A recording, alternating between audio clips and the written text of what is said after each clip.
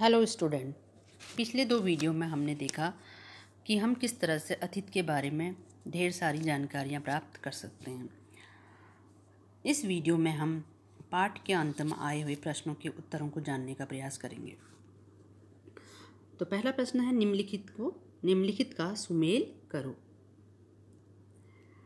नर्मदा घाटी। नर्मदा घाटी का मिलान जो है आखेट तथा संग्रहण से होगा। मगध पहला बड़ा राज्य था। गारो पहाड़ियाँ, आरंभिक कृषि यहाँ पर हुई थी। सिंधु तथा इसकी सहायक नदियाँ, प्रथम नगर। गंगा घाटी लगभग 2500 वर्ष पूर्व के नगर। दूसरा प्रश्न है, पांडुलिपियों तथा अभिलेखों में एक प्रमुख अंतर बताओ। पांडुलिपियाँ जो हैं हाथ से लिखी जाती थी।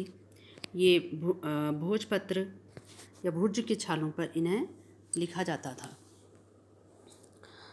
वहीं अभिलेख जो है किसी कठोर धातु या फिर कठोर सतह पर जो है इसे किसी नुकीली वस्तु से खुरचकर इसे लिखा जाता था।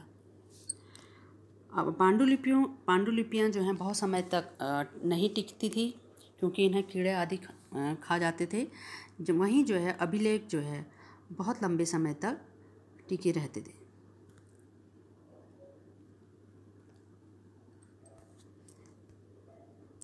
रसीदा के प्रश्न को फिर से पढ़ो, इसके क्या उत्तर हो सकते हैं। रसीदा का प्रश्न था, कैसे पता लगाएं बहुत पहले क्या हुआ था। क्या कोई यह जान सकता है कि 100 वर्ष पहले क्या हुआ था। तो अवश्य हम यह जान सकते हैं कि 100 वर्ष पूर्व या 500 वर्ष पूर्व या 1000 वर्ष पूर्व क्या हुआ था। इसके लिए हम पुरानी पुस्तकों से या ऐतिहासिक पुस्तकों से इसकी जानकारी ले सकते हैं। नंबर 2, हम म्यूजियम आदि में जाकर वहाँ पर उपलब्ध अतीत की सामग्रियों से इसके बारे में जानकारी प्राप्त कर सकते हैं। नंबर 3, हम ऐतिहासिक स्थलों का भ्रमण करके इसकी जानकारी ले सकते हैं। नंबर 4, हम इंटरनेट आदि से इसकी जानकारी प्राप्त कर सकते हैं। पुरातत्वविदों द्वारा पाई जाने वाली सभी वस्तुओं की एक सूची बनाओ। इनमें से कौन सी वस्तुएं पत्थर की बनी हो सकती हैं।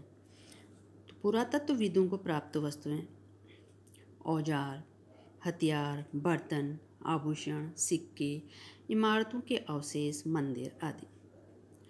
इसमें से औजार, हथियार, आभूषण, इमारतों के अवशेष आदि जो हैं, मंदिर आदि जो है पत्थरों के बने हो सकते हैं। नंबर 5 प्रश्न, साधारण स्त्री तथा पुरुष अपने कार्य का विवरण क्यों नहीं रखते थे।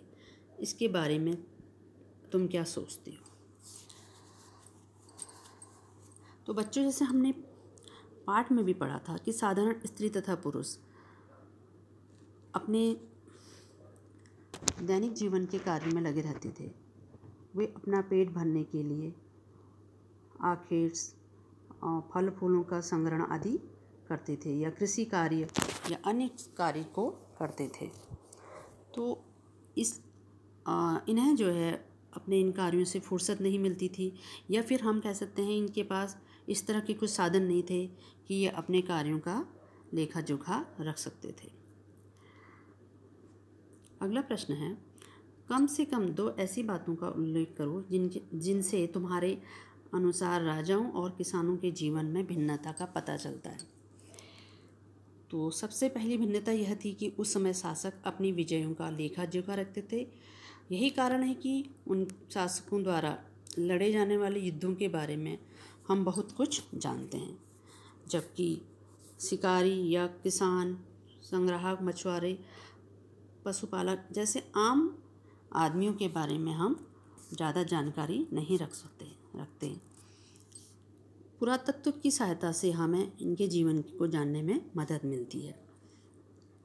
दूसरी बात, वहीं जहाँ किसान अपना भोजन कृषि से प्राप्त कर सकते थे, वहीं राजा भोज्य खाद्य पदार्थों के लिए किसानों पर निर्भर रहते थे। प्रश्न 7 और 8 आओ करके देखें। बच्चों, ये आपके लिए होमवर्क है। आप इसे ढूंढने का प्रयास करें। इन्हें आप आपस में बातचीत करके हल करने का प्रयत्न करें। Thank you so much.